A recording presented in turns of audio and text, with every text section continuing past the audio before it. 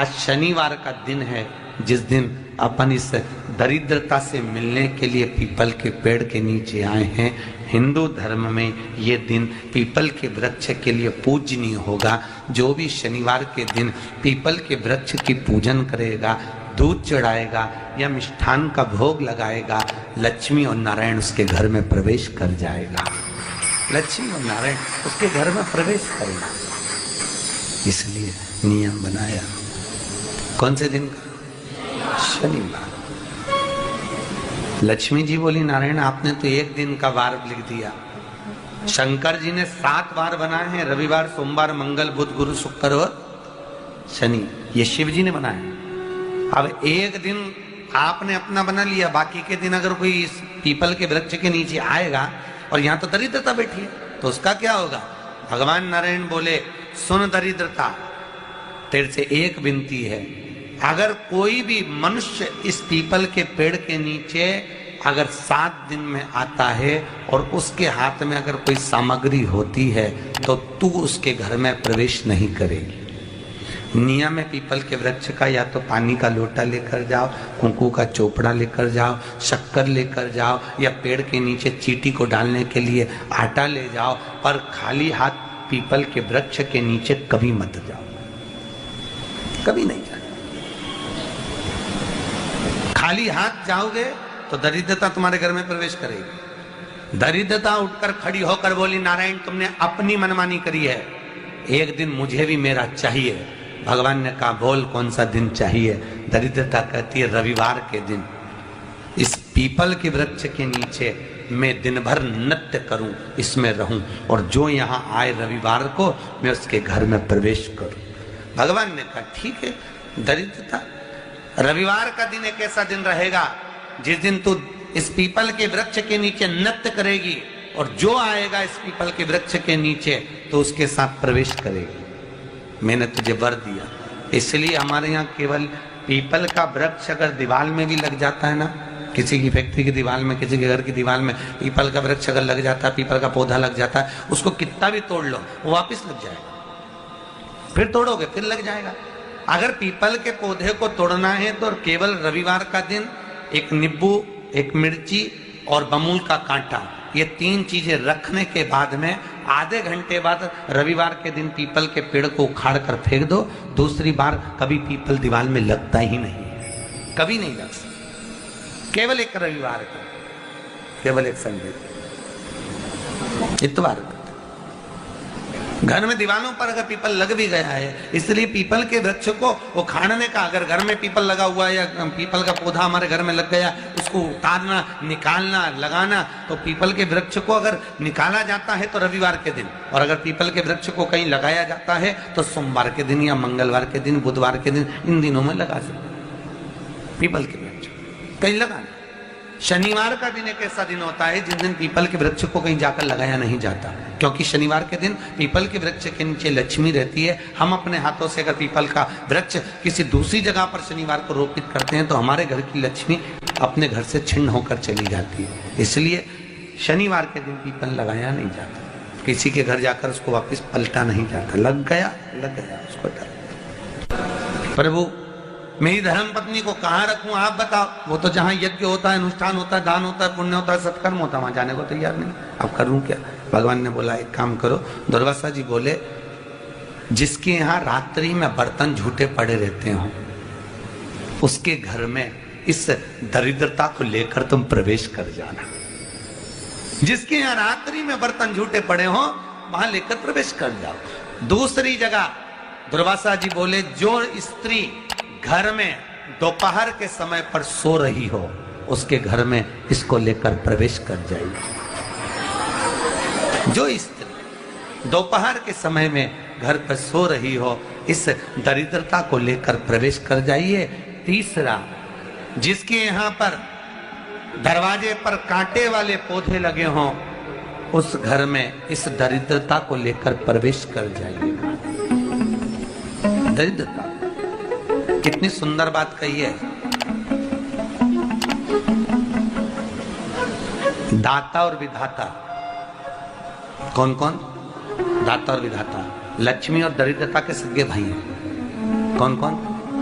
दाता और विधाता। दाता को फिटकरी प्रिय है, विधाता को नमक प्रिय है। ये दोनों हमेशा लक्ष्मी को और दरिद्रता को दोनों को समझाते थे, दोनों में प्रेम बढ़ाते थे। आज भी हिंदू धर्म की रीति है, यहाँ तो ठीक है, जिसके यहाँ पर भी अगर थोड़ी सी भी परेशानी होती है, थोड़ा सा क्लेश होता है, अशांति होती है, लक्ष्मी नहीं टिक रही हो, काम नहीं बन रहे हो, बहुत प्रयास करा जा रहा हो और हमारा कार्य नहीं होता, तो क्या करते हैं? फिटकरी और नमक को पानी में डाल देते हैं और घर में पोछा लगा देते हैं। आप लोगों ने आजकल फेसबुक पे भी पढ़ा होगा, व्हाट्सएप पे भी पढ़ा होगा। तो क्यों लिखा उसमें? उसका कारण ही केवल इतना है कि दाता और विधाता की प्रियता उसमें। माता ख्याति के जो 4 बच्चे हुए, इसमें जो 2 लड़के हैं, दाता और विधाता, उसकी प्रियता उसमें, उसकी पूर्णता उसमें। अब दुर्वासा जी बोले अपनी धर्म पत्नी को वहां लेकर, जहां कांटेदार पौधे लगे हों वहां पर लेकर प्रवेश कर जाइए।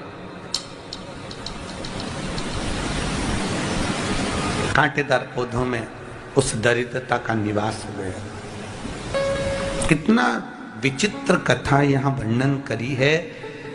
श्रीमद् भागवत के अंतर्गत जो वर्णन किया कि मृत्यु निश्चित है, रोग ऐसा शनि महाराज के कारण हो गया हो, अच्छे काम करते करते उल्टे हो रहे हैं, होते हैं किसी किसी के साथ में, विपरीत परिस्थितियां आ जाती है, अच्छा करने जाओ बुरा हो जाता है, अच्छा कर्म करने जाओ बुरा हो जाता है।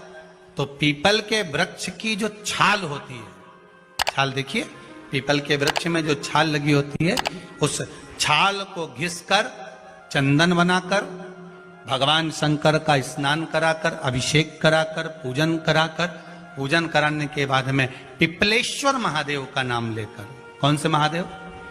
पिपलेश्वर महादेव का नाम लेकर वो जो घिसी हुई छाल होती है, उस छाल का तिलक भगवान शंकर को लगा लो और उसी का थोड़ा सा भाग अपने कंठ पर, मस्तक पर लगाना प्रारंभ कर दो। धीरे धीरे जो विपरीत दशा है वो सुधरना प्रारंभ हो जाती है। पर नाम याद रखना, पिपलेश्वर। काशी में जो शिव जी की स्थापना कौन ने करी? काशी में जो शंकर भगवान बैठे उनकी स्थापना करी थी शनि महाराज ने। किसने करी थी? शनि महाराज ने। क्योंकि भगवान शनि महाराज को उनकी माता के द्वारा श्रापित हो गए और शनि महाराज कांपने लगे। शनि महाराज कांपते कांपते, मैं जाऊं तो जाऊं कहां, करूं तो करूं क्या? महाराज, शनि महाराज दौड़े और दौड़कर भगवान भोलेनाथ के पास पहुंचे। हे शंकर, त्रिकालदर्शी, कैलाशी, अविनाशी, कृपा करिए बाबा भोलेनाथ, कृपा करो। क्योंकि दुनिया में 33 करोड़ देवी देवता हैं जिनको शनि लग सकता है, केवल एक, किसको छोड़कर? शिव को छोड़कर। राम जी को शनि लगा तो 14 वर्ष वनवास चले गए। कृष्ण को शनि लगा तो मथुरा छोड़कर द्वारका चले गए। शनि लगा। हनुमान जी को शनि लगा तो गुफा में बैठकर राम राम जपना पड़ा। शनि सबको लगता है, केवल शनि नहीं लगता तो एक मेरे महादेव को, मेरे भोले बाबा को नहीं लगता। शंकर के पास में शनि आ गए। शनि ने आकर कहा, भोलेनाथ कृपा करिए बाबा, मैं बड़ा कष्ट में हूं, मैं करूं क्या? बाबा भोलेनाथ ने कहा, जा गंगा जी के तट पर काशी में जाकर एक शिवलिंग की स्थापना कर, उसकी आराधना कर और तेरा शरीर ठीक हो जाएगा, कष्ट नहीं भोगेगा। शनि महाराज ने काशी में जाकर शिव जी की स्थापना करी। आज भी नियम है, जिसको शनि लग जाता है एक काजल की डिब्बी ले लो और काजल की डिब्बी को 21 बार उतार कर उसको एकांत में जाकर, जंगल आदि में एकांत में किसी पेड़ के नीचे इतना सा खड्डा खोद कर उसमें काजल की डिब्बी को डाल दो और मिट्टी से पूर दो, उस व्यक्ति का शनि समाप्त हो जाता है। काशी विश्वनाथ का नाम लेकर काजल की डिब्बी को 21 बार उतार कर अगर काशी विश्वनाथ का नाम लेकर शनि वाले व्यक्ति को अगर पेड़ के नीचे दबा दे, शनि समाप्त, शनि उसको परेशान नहीं कर सकता। काशी कितनी मूलता, उस क्रम को देखिए। भगवान शंकर पर विश्वास रखकर एक एक पल, एक एक घड़ी, एक एक समय, एक एक नक्षत्र का शिव महापुराण में वर्णन है। यहां तक शास्त्र कहता है कि पीपल के वृक्ष की जब भगवान शिव रचना करे, पीपल के वृक्ष की जब रचना करी गई तो उस पीपल के वृक्ष में भी कौन सा समय किसका है ये शिव महापुराण वर्णन करती है। सुबह 4 बजे से लेकर 7:30 बजे तक पीपल के वृक्ष में ब्रह्मा जी का वासा होता है। 7:30 बजे से लेकर 10:30 पौने 11 बजे तक पीपल के वृक्ष में भगवान विष्णु का वासा होता है। 10:30 बजे से लेकर पीपल के वृक्ष में 11:30 बजे तक पितरों का वासा होता है। 11:30 बजे से लेकर 12:30 बजे तक पीपल के वृक्ष में आहूतों का वासा होता है। 12:30 बजे से लेकर शाम को 4 बजे तक पीपल के वृक्ष में वासुकों का वासा होता है। 4 बजे से लेकर शाम को 7:30 बजे तक पीपल के वृक्ष में शंकर का वासा होता है। 7:30 बजे से लेकर 9:30 बजे तक पीपल के वृक्ष में कुबेर का वासा होता है। 9:30 बजे से लेकर फिर कुबेर के वृक्ष में अन्य देवों का वासा चालू हो जाता है। इसलिए हमारा हिंदू धर्म कहता है, हमारे शास्त्र कहते हैं कि पीपल के वृक्ष को जब पूजा जाता है, पीपल के वृक्ष की जब पूजन करी जाती है तो सुबह 10:30, 11, ज्यादा से ज्यादा 11:30, ज्यादा से ज्यादा 12, उसके पहले पीपल के वृक्ष की पूजन कर लेना चाहिए। रात को कुबेर का वासा होता है, इसलिए पीपल के वृक्ष में दीपावली के दिन रात्रि को 8:30 बजे से लेकर 9:30 बजे के बीच में जो पीपल के वृक्ष के नीचे घी का दिया लगाता है उसके घर में कभी संपदा की कमी नहीं आती है, क्योंकि कुबेर स्वयं विराजमान होता है पीपल के वृक्ष के नीचे। क्यों? क्योंकि 11:30 बजे से लेकर 12:30 बजे तक पीपल के वृक्ष में पितरों का वासा रहता है, आहूतों का वासा रहता है, फिर वासुकों का वासा आता है। पितृ किसको कहते हैं? महाराज जो पूरी उम्र लेकर चले गए और उनके भीतर अभिलाषाएं बहुत थी, मैं ये भी करना चाहता हूं, मैं ये भी करना चाहता हूं, वो पितृ हो जाते हैं। आहूत किसको कहते हैं? जिस माता के गर्भ में बच्चा जन्म ले और मर जाए या 6 महीने का गर्भ धारण करने के बाद अवर्षण हो जाए, जीव पड़ने के बाद 6 महीने के बाद अगर बच्चा गर्भ में भी शांत हो जाता है, कुंवारी अवस्था में शांत हो जाता है, जिसका विवाह नहीं हुआ ऐसा बच्चा जब शांत हो जाता है, अधोगति में कोई मर जाता है, सुसाइड कर एक्सीडेंट में किसी भी रूप में मर जाता है तो वो आहूत कहलाता। शनिवार के दिन जो पीपल के वृक्ष में सरसों के तेल का दीप लगाता है उसको शनि कभी परेशान नहीं करता। एक बात हमेशा ध्यान रखिएगा, मान लो अगर कोई भारी रोग ऐसा शनि महाराज के कारण हो गया हो, अच्छे काम करते करते उल्टे हो रहे हैं, होते हैं किसी किसी के साथ में, विपरीत परिस्थितियां आ जाती है, अच्छा करने जाओ बुरा हो जाता है, अच्छा कर्म करने जाओ बुरा हो जाता है। तो पीपल के वृक्ष की जो छाल होती है, छाल देखिए, पीपल के वृक्ष में जो छाल लगी होती है उस छाल को घिसकर चंदन बनाकर भगवान शंकर का स्नान कराकर, अभिषेक कराकर, पूजन कराने के बाद में पिपलेश्वर महादेव का नाम लेकर, कौन से महादेव? पिपलेश्वर महादेव का नाम लेकर वो जो घिसी हुई छाल होती है उस छाल का तिलक भगवान शंकर को लगा लो और उसी का थोड़ा सा भाग अपने कंठ पर, मस्तक पर लगाना प्रारंभ कर दो। धीरे धीरे जो विपरीत दशा है वो सुधरना प्रारंभ हो जाती है। पर नाम याद रखना, पिपलेश्वर। जम कितना भी दुख, विपदा, कष्ट सम्मुख में खड़ा हुआ हो, कितना भी दुख, पूंजी धन की अगर आपको कमी पड़ रही है और ऐसा लग रहा है कि मेरे पास में कुछ भी नहीं, हम तो यहाँ तक कहेंगे कोई मकान बना रहे हो, बेटी का विवाह कर रहे हो, बेटे का विवाह कर रहे हो, कोई अच्छा कार्य कर रहे हो, धन संपदा की भी कमती दिखे तो उस समय पर कांता भगवान का स्मरण कर, कांता चक्र का स्मरण कर, शिव और नारायण का नाम लेकर, एक बेलपत्र, एक शमी पत्र, एक श्वेत पुष्प, एक लाल पुष्प, दोनों हाथ में लेकर भगवान शंकर के अशोक सुंदरी के स्थान पर अगर समर्पित करा जाए तो संपदा की भी कमी नहीं आती। वो कांता चक्र है जो नारायण के चक्र। यहां तक शिव महापुराण की कथा कहती है, अगर कोई विद्वत ब्राह्मण ने आपको बताया है कि आपके घर में पितृदोष है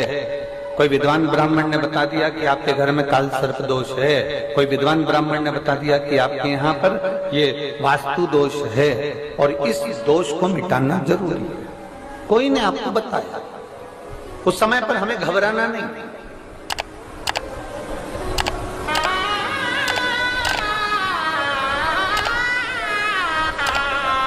उस समय में घबराने का क्रम नहीं है। कहते हैं पीपल का जो जल झड़ता है पीपल के वृक्ष से, आप लोगों ने कभी देखा है कि नहीं देखा, वो हमको नहीं मालूम।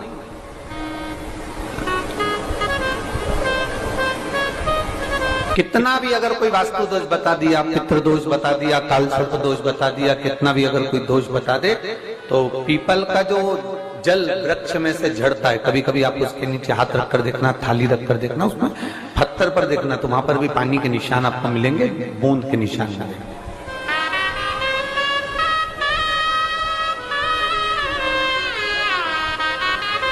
मात्र उस पीपल के वृक्ष के जल की एक बिंदी, एकमात्र बिंदी,